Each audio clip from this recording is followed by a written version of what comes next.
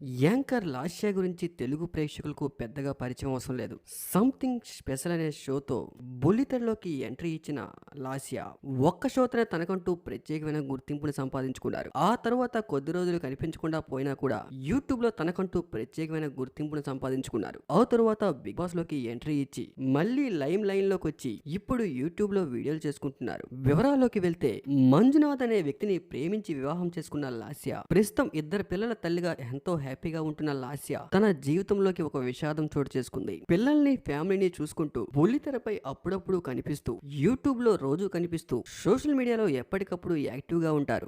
YouTuber గా కూడా రాణిస్తూ ఉన్నారు లాస్య. అయితే లాస్య తన భర్త మంజునాథ్ రీసెంట్ గా సోషల్ మీడియాలో ఒక పోస్ట్ ని షేర్ చేశారు.